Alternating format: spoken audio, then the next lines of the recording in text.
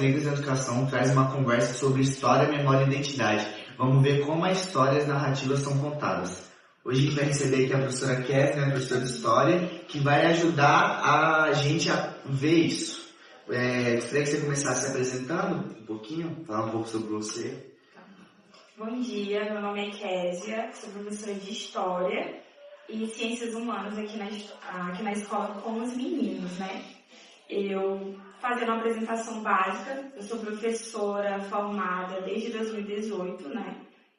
Pouco tempo, mas desde então estou dentro desse processo de entender a educação. Como a gente vai falar um pouco sobre identidade, é importante a gente falar tanto da sua identidade profissional. Quando eu falo de história enquanto mulher negra, é importante eu refletir a minha prática pedagógica. Além, né, de ser professora, eu sou mãe de uma criança negra, e eu acho interessante essas abordagens que vocês estão fazendo, principalmente porque eu sempre estou do outro lado. Quando a gente fala de história, de narrativas, e principalmente de uma professora de história, a gente vem trazer o conteúdo, a gente vai ali explicar para vocês, né, como que está sendo abordado dentro do currículo, dos livros didáticos, mas enquanto mãe, o que eu penso? Qual é a didática que eu vou lidar com o meu filho?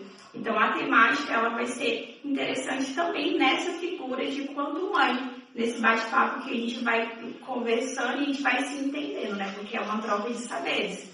Então, basicamente é isso. Eu sou professora de História, pós-graduada em Educação Especial e Educação à Distância pela UFMS. Bom, então, para a gente iniciar o nosso bate-papo, vamos ter uma pergunta de start, né? Então, como que foi esse processo de conhecer, de se afirmar enquanto mulher negra aqui no Brasil?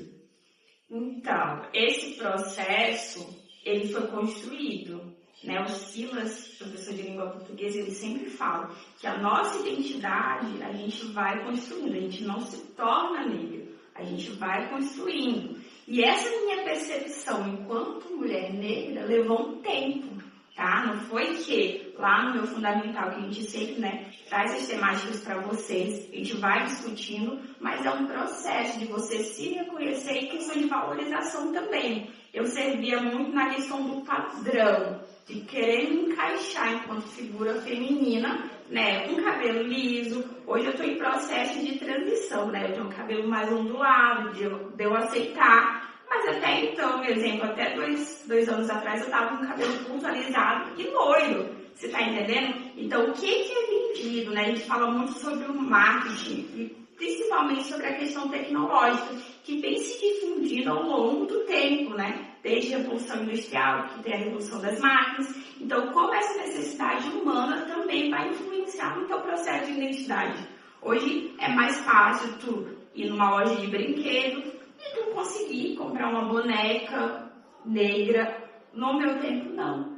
Eu tinha padronizado a questão da Barbie. Era o que era me imposto, né? A sociedade, ela vai te impor esse padrão. Não tem como a gente sair desse campo. Mas como que eu fui me percebendo? Foi na graduação.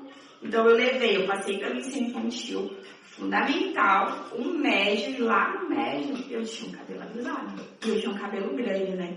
Então, como que eu fui? Eu lembro que, eu acho até curioso e engraçado, porque eu usava uma base fora do meu tom. Né? Eu sou negra, eu usava uma tonalidade mais clara para o quê? Para me padronizar. Então, a gente vai querer esse embranquecimento, né? De você servir e estar caminhando ali conforme o que é padronizado pela sociedade.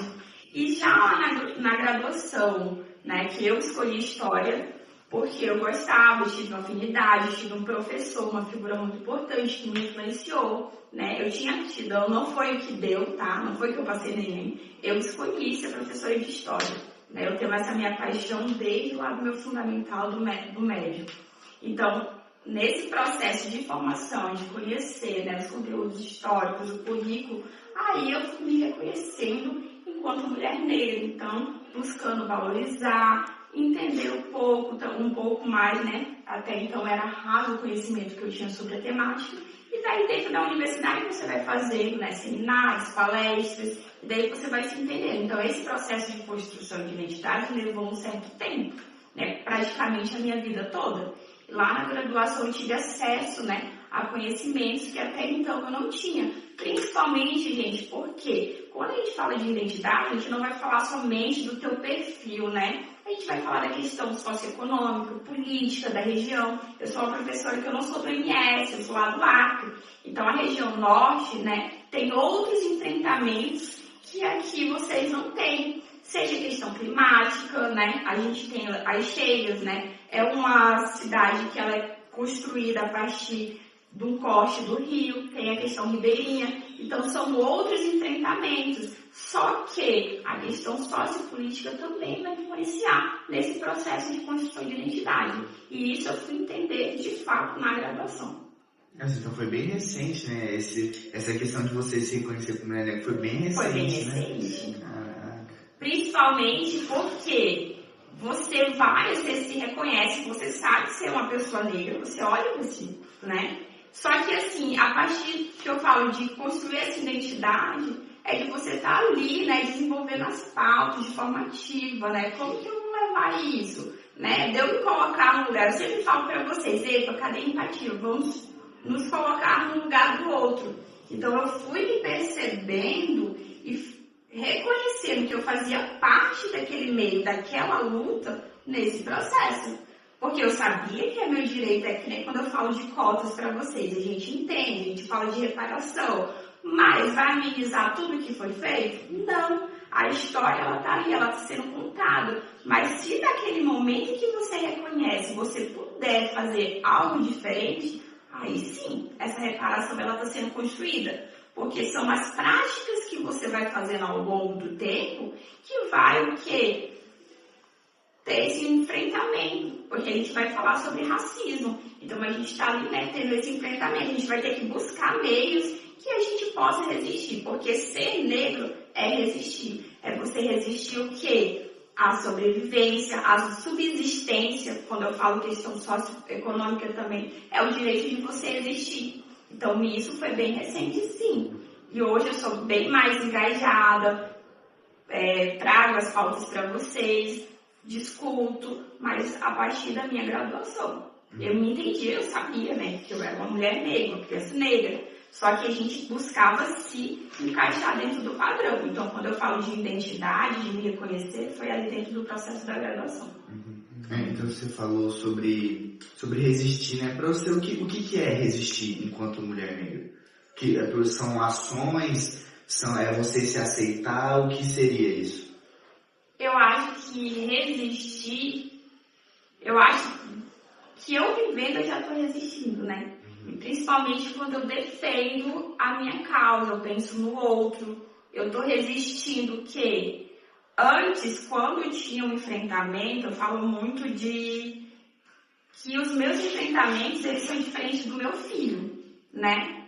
Então, quando eu tenho uma fala racista frente à minha pessoa, eu consigo lidar de forma, não digo agressiva, mas eu consigo, né, me blindar, eu consigo reagir, né? Então eu estou resistindo quando eu me posiciono, quando eu trago enquanto professora, porque a resistência não é só no meu pessoal. Quando eu vejo um currículo que ele vai trazer uma história eurocêntrica, da visão do colonizador, do europeu, e eu trago outras temáticas, outras visões, quando ao invés de eu falar lá que a colonização Portugal chegou aqui e trouxe uma outra cultura, eu vou falar sobre o choque, eu vou falar que já havia um povo, realmente teve o quê? Uma descoberta, não era habitado. Então, quando tu traz uma outra visão, né, dentro das minhas aulas, sobre o que foi a colonização, o que foi o processo, né, de escravidão, o que foi o sistema escravista dentro do Brasil,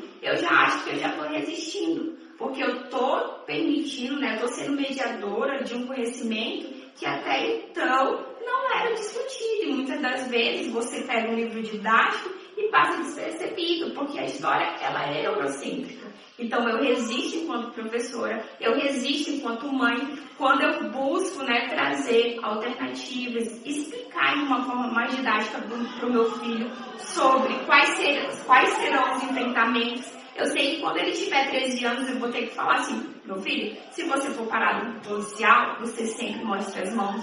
Porque o meu filho, ele é uma criança negra.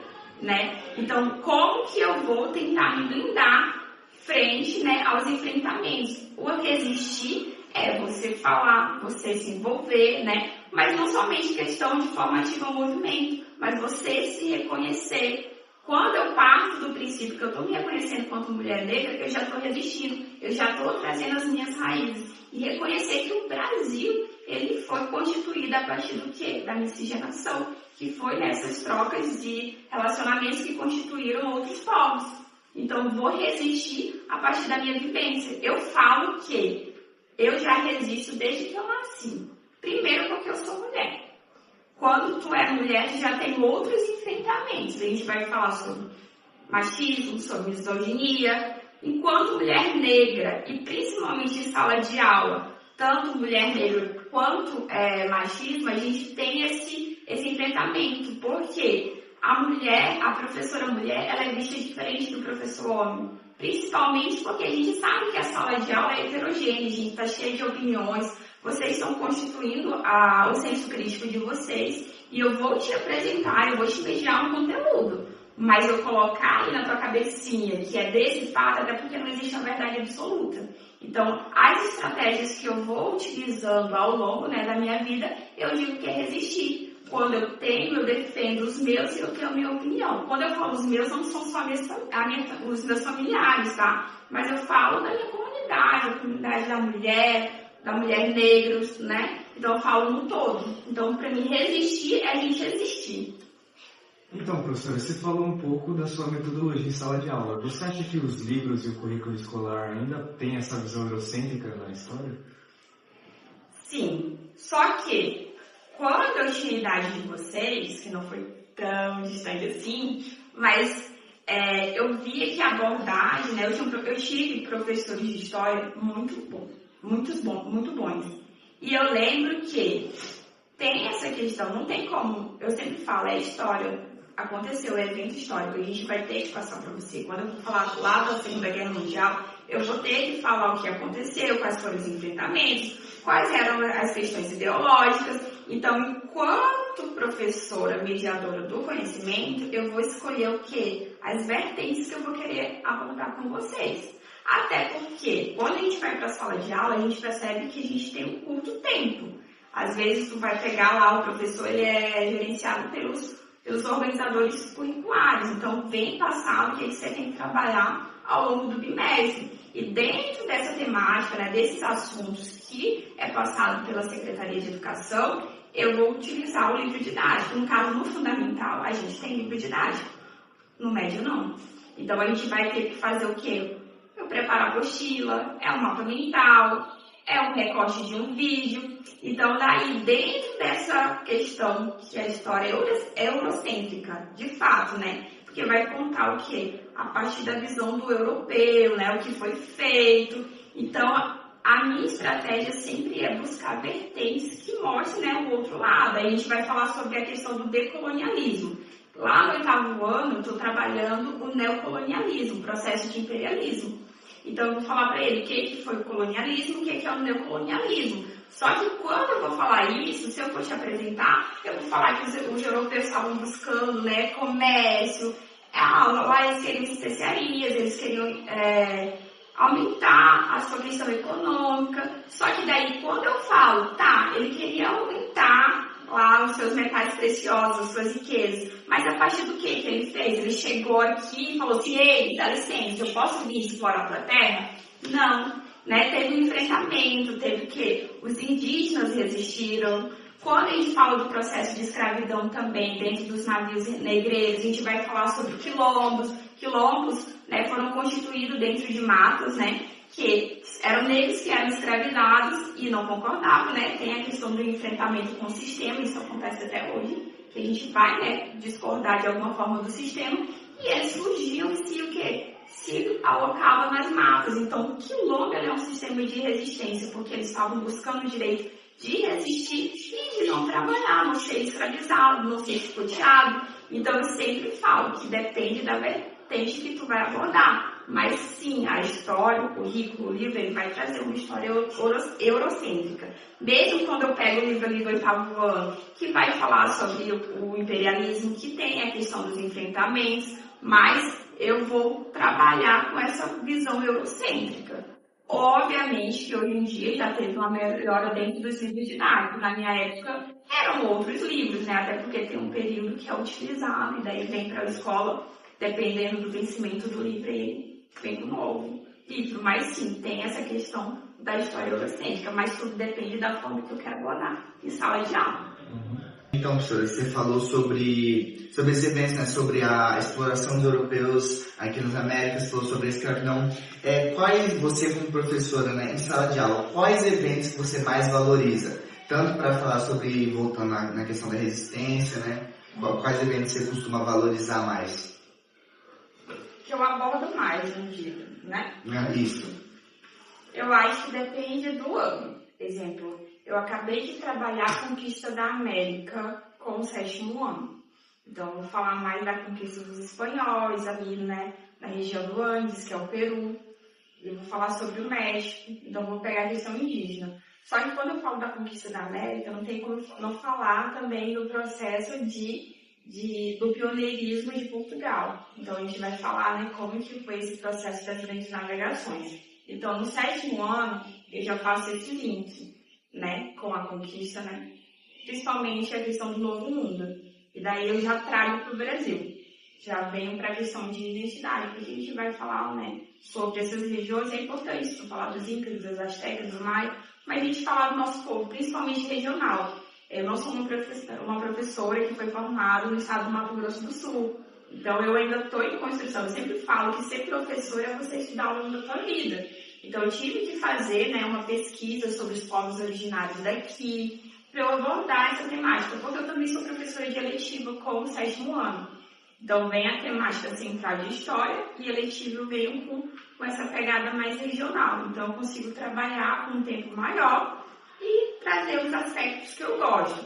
Então, quando eu estou falando ali do colonialismo, eu vou falar sobre os indígenas, falo desse processo, né? E já linko com o quê? Houve a necessidade, né? O europeu, ele precisava de quê? De mão de obra. E foi a partir do quê? Aí já ouvi falar sobre os navios negreiros, né? E eu falo sobre, né, que o enfrentamento que a partir do momento que o europeu estava conquistando aqui, ele não estava e falou assim, epa, vou conquistar só o Brasil. Ele estava o quê? Buscando metais, né, riquezas dentro dos outros continentes. Então, nesse processo, eu já faço um link com a questão racial.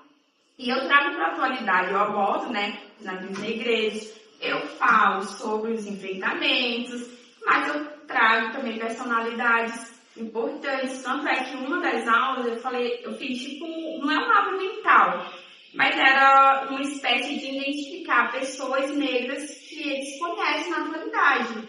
Personagens importantes, né? Os meninos vão lá para o futebol, as meninas vão lá para cantores, então que eles se identificassem e que eles ouvissem. Então eu sempre faço esse link com o evento histórico e com o cotidiano do aluno, porque eu sinto que isso vai aproximar ele do meu conteúdo e vai né, levá-lo ao interesse de conhecer. Então, de forma mais tranquila, né? Eu sempre falo, história é maçante, não tem como não ser conteudista. Então, eu vou ter que fazer aula expositiva, então eu busco mais e eu faço esse link do Brasil colonial. Aí eu já venho com o Brasil, questão do imperialismo, né? Eu vou falar sobre a chegada da coroa portuguesa. Então, já faço esse link com o Brasil. De forma geral, eu trabalho imperialismo do continente africano.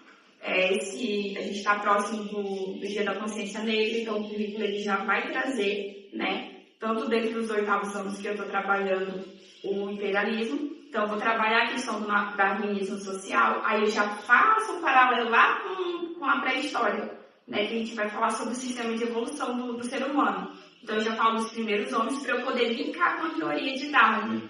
Então eu já pego esses temas, eu vou linkando tudo com a atualidade. Não é que eu paro de falar só em imperialismo, eu posso muito bem falar de imperialismo e estar falando de Brasil colônia, já trazer para a Segunda Guerra Mundial, quando a gente fala que Hitler lá, ele tinha uma política, né, uma ideologia que era de enfrentamento com as minorias, e eu sempre ressalto, minoria não é quantitativo, não é um grupo pequeno, são as pessoas que elas ficam à margem da sociedade, que não tem políticas, que são voltadas para si, não tem, né, um olhar humanizado para essas minorias, como foram com os negros, os judeus, os ciganos. Então eu sempre trago essa perspectiva de forma a ser mais, como que eu posso dizer, mais tranquilo para que o aluno entenda. Sempre fazendo esse paralelo. Eu não acho que eu tenho um conteúdo específico. Eu acho que eu consigo trabalhar com eles de forma alinhada, de forma que vai acontecer um paralelo, sempre trazendo, né, pontos que vai constituir a história. Professora, ainda nesse caminho de ensino, a senhora acha que os livros didáticos e os currículos escolares ainda reproduzem essa visão eurocêntrica da história do Brasil? Da história do Brasil, sim, como eu já falei, eu já tinha comentado com vocês, que eu ainda acho que tem, de fato, essa abordagem, mas que já tem um processo que a gente está ali, né, abordando e tem essa modificação do currículo. Eu falo que a história de vocês, né, o livro de história de vocês é bem diferente do que eu tive, né? E hoje, enquanto professora, quando é passado os currículos, né, que vem, quando a gente vai pegar a BNCC, a gente tem essa abordagem. Por exemplo, a gente em ciências humanas, nós tivemos um bimestre todo com educação antirracista, né? Eu não tinha ciências humanas, era só histórias base, né, regular. Então, a gente faz uma abordagem que vai enfatizar essas temáticas, seja no C, que é no ensino médio, seja nas ciências humanas, que é no ensino fundamental. Então, focado mais nessa questão de currículo, não livro didático, para te responder, eu acho que a abordagem está vindo diferente. Eu pego, quando eu olho o currículo, eu sei o que eu tenho que passar para vocês. E eu vejo, né, que dentro dessas habilidades, a gente pode estar desenvolvendo essa temática, né? E eu achei muito interessante que essa temática antirracista, ela veio ao longo do ano, diferente, né, do meu tempo, que a gente trabalhava consciência negra só uma semana antes do Dia da Consciência Negra. E hoje vocês têm acesso a esse conteúdo, a essa temática, ao longo do ano. E não é só com a professora de História, não é só com a professora de Ciências Humanas. Você está ali com o professor de Língua Portuguesa, falando sobre a literatura negra. Você está falando com o professor de Matemática, abordando o quê? O letramento matemático, a partir do quê? De jogos, seja indígenas, seja afro. Então, a gente vai ter o que é interdisciplinaridade, né? Que é o trabalho conjunto das disciplinas com essa temática. Então, eu acho que, diferente do meu tempo, eu fico imaginando, se no meu tempo assim, imagina o tempo da minha mãe. Então, vocês têm acesso, né, a um conhecimento, mas, como que eu posso dizer, facilitador, porque a gente consegue trazer essas pautas para vocês dentro do currículo, que vocês possam conhecer. E no meu tempo, não, entendeu? Eu era uma visão mais eurocêntrica.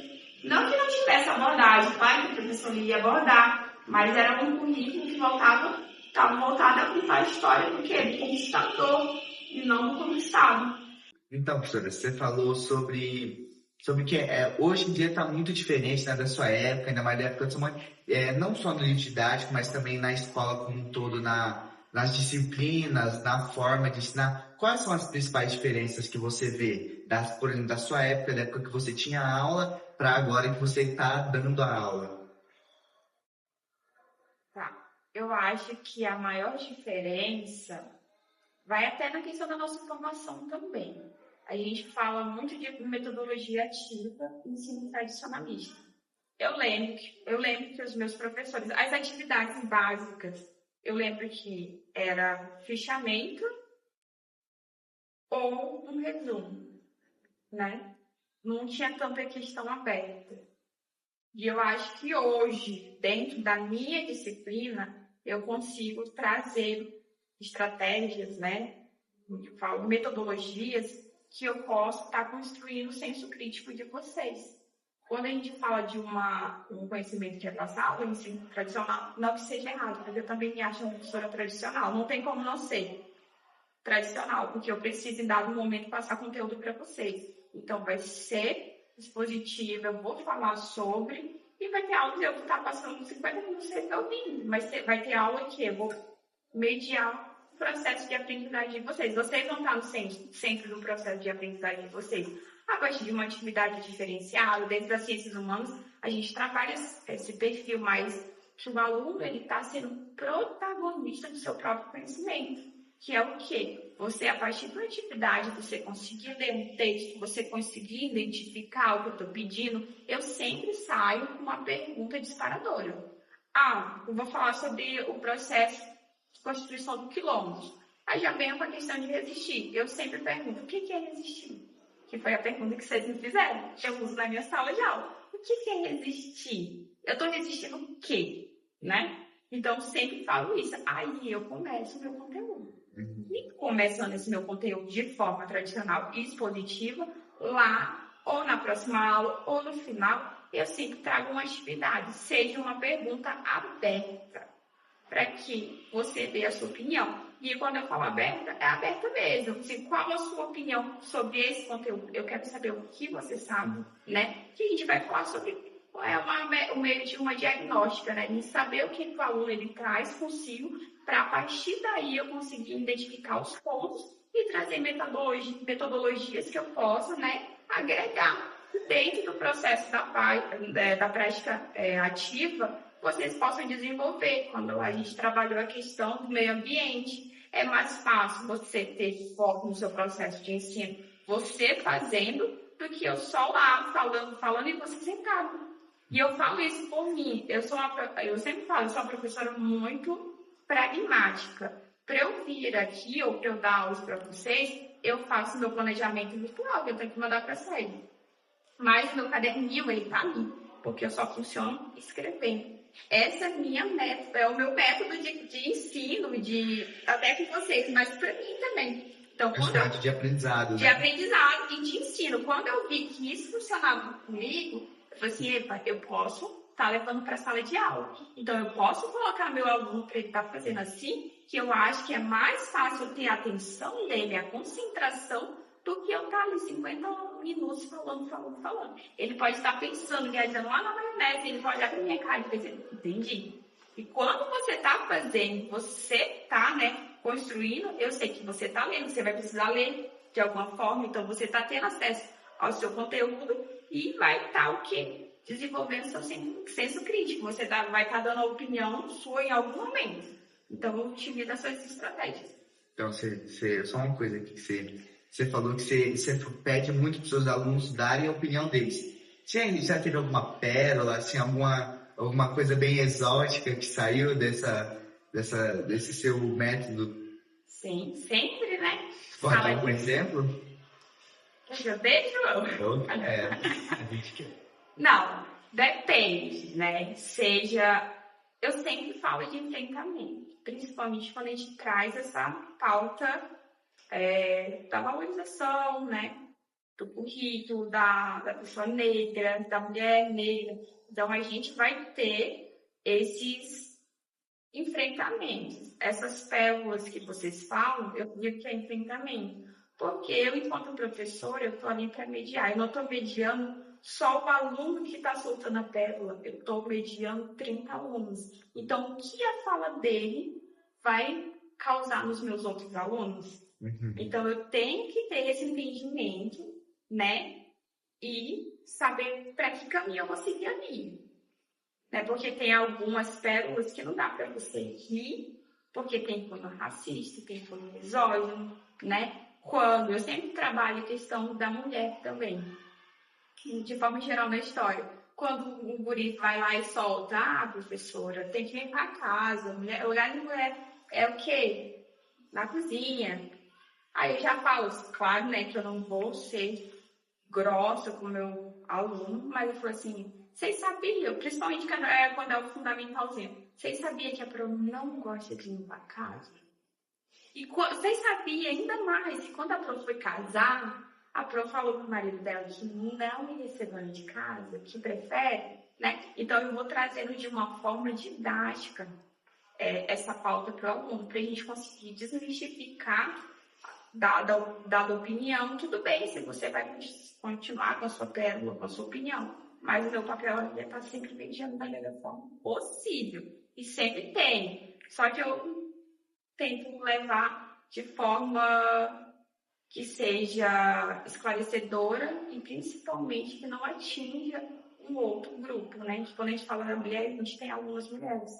Então, eu preciso estar ali mediando o tempo todo e ter que ficar com o olho atento. Por isso que eu falo que eu tenho tanto visão periférica e a minha audição, ela ficou muito desenvolvida enquanto professora. Eu estou no quadro, eu consigo ouvir o aluno que está falando lá no fundo.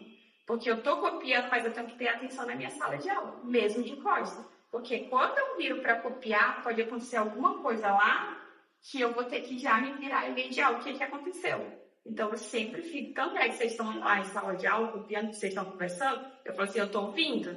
E, de fato, eu estou ouvindo. Quase um superpoder, né? Quase um superpoder. Então, só para finalizar isso, que eu fiquei curioso. Já teve algum caso que você teve que intervir de forma mais, assim, vamos dizer, mais brusca? Tipo, você teve que chamar o aluno com a coordenação para conversar? Ou teve algum caso que ele envolveu você ou algum outro professor? Eu sempre tenho essa curiosidade. Sim. Já? Mas em qual sentido? Questão racial? Não, qualquer coisa. Tipo, alguma coisa muito... Sim, teve. Você fala ou você não quer? Fala um pouquinho do vídeo. Eu não vou citar nomes. Não precisa. Só fala como foi a situação. Tá, e como eu me senti. Isso.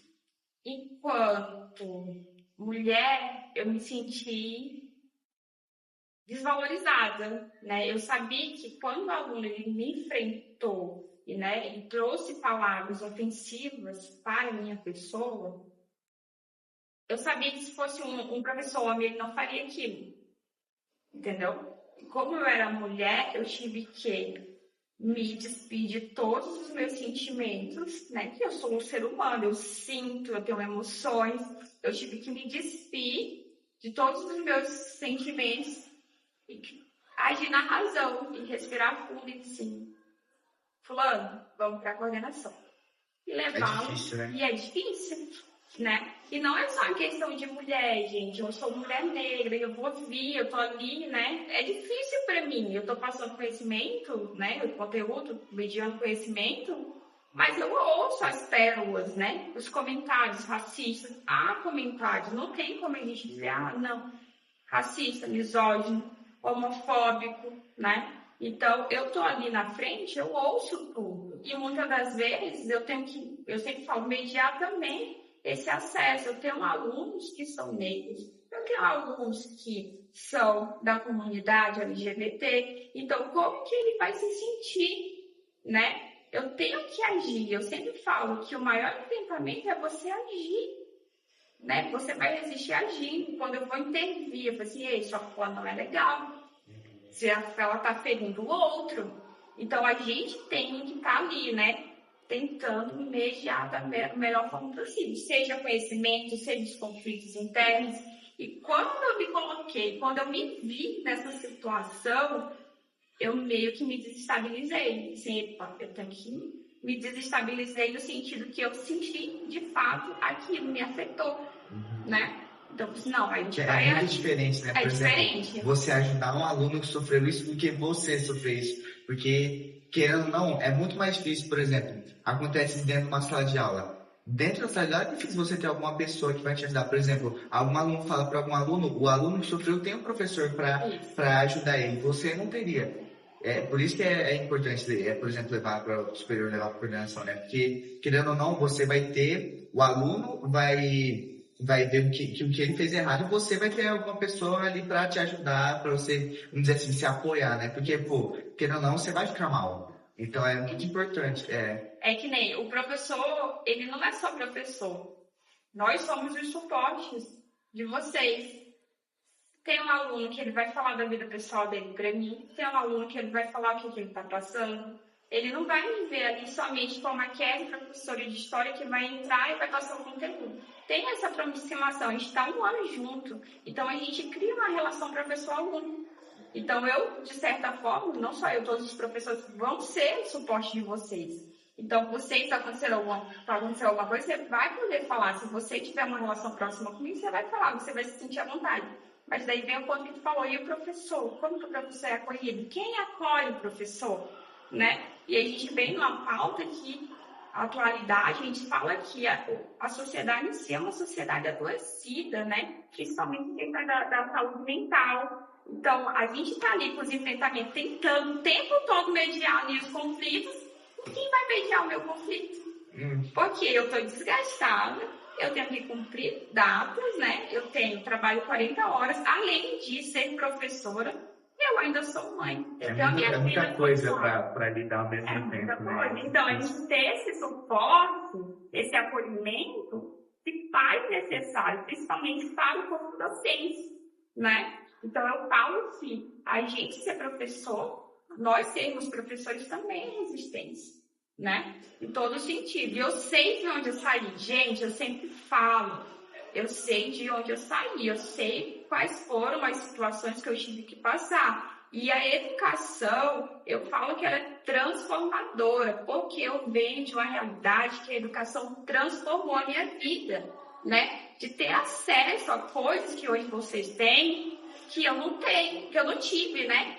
Então, eu acredito que a educação ela vai transformar realidades. Enquanto docente eu puder estar mediando, estiver dentro desse processo de construção, seja de identidade, seja de um senso crítico, ou até mesmo de um ombro amigo, eu vou estar nessa profissão, porque eu acredito de fato que a educação ela transforma a realidade. Porque eu vejo a minha e eu sei o quanto transformou. O quanto transformou no sentido de eu proporcionar um ensino para o meu filho, proporcionar ele chegar no mercado, ele poder escolher o que ele quer comer, coisa que eu não tive, né? Que a minha mãe, tirando da minha história de vida, ela fazia faxina, lavava roupa para ter o meu sustento.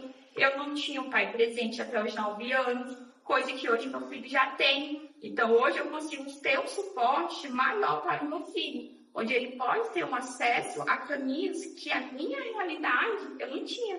Então, a partir da educação, quando eu fui lá fazer o Enem, eu sabia o que eu queria. E era a partir dali que eu ia conseguir transformar a minha vivência. E hoje em dia a gente pode transformar a nossa vivência a partir da educação. Seja o curso que você for escolher. Seja se for engenharia, se for para ser professor, o caminho que você quer trilhar vai começar ali, na educação. Senhor Kézia, muito obrigado mesmo por vir aqui hoje, por ter essa conversa muito boa. Você também que está assistindo, muito obrigado por assistir. Estamos aqui continuando com o nosso videocast. Vai ter mais episódios, aguardem. E por hoje a gente vai ficar por aqui. Espero a gente na próxima. Muito obrigado por assistir.